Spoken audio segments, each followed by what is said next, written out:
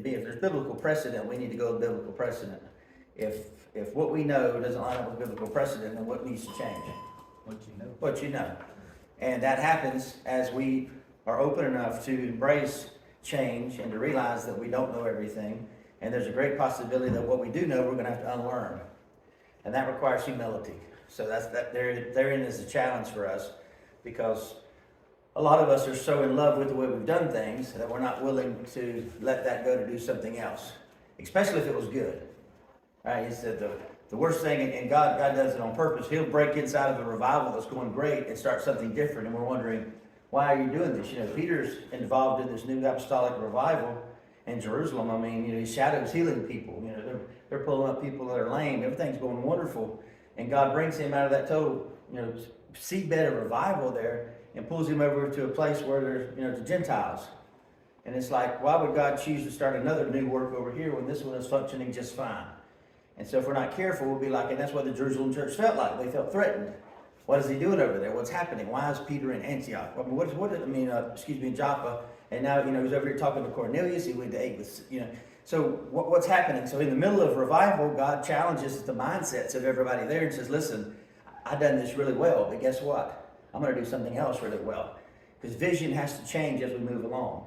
Right? Vision should always be increasing. Our understanding of God should be increasing. How we see God should be increasing. There should always be maturity taking place. And when we fall in love with the way God did something one way, or we try to continue to replicate that, thinking that he's going to continue to do that, you know, you can continue to do something that God did years ago, and there's no power in it anymore, because he's done with that.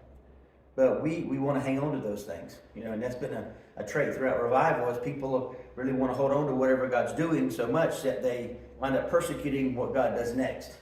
So Saul, you know, anointed by God, anointed of old by Samuel, made to be king of Israel, he could grasp that concept. But when God says, I want you to do something different over here with David, what happened? He wound up trying to chase and pursue the rest of his life. So we can look at through church history and see where church history is lined with people from one generation fighting the next generation. That truth, because truth is continually going to be moving forward. And if we want to move forward, we want truth, we're going to have to move forward. We're going to have to be willing to lay aside things. We're going to have to be willing to strip of ourselves and allow God to really bring us down to the bare minimum. It's back in April. This was probably 2004. Kathy and I hadn't started dating yet. We started a few months later, and I had a vision, and this vision, I was in a full like military regalia, not like for battle. You got all the stuff on, you know, like extra 50, 60 pounds they carry and stuff. And back then I was in a little better shape, so you know, the picture of my mind was a little cleaner. But I'm there, and I'm standing like this, and there's a wall behind me. And all of a sudden, on the wall, this hole opens up and starts pulling me from here back and starts sucking me through, and I'm bent over. So my first thought is, first off, I'm claustrophobic. I'm like, what in the world? I don't like this at all. And because it was more of an interactive vision, and as I'm being pulled slowly, I start realizing I've got to straighten up at least. So I start kind of maneuvering to try to lay back at least. And as I continue to go, I'm realizing that the thing is not just a hole, but it's also slimming down. So I've got to start letting go of stuff. So I started letting go of the backpack, letting go of the canteen, all the things you got on you.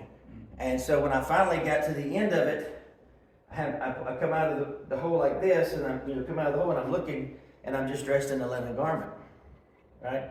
Like the priest would wear, like a plain linen garment, not the high priest, just a plain linen garment.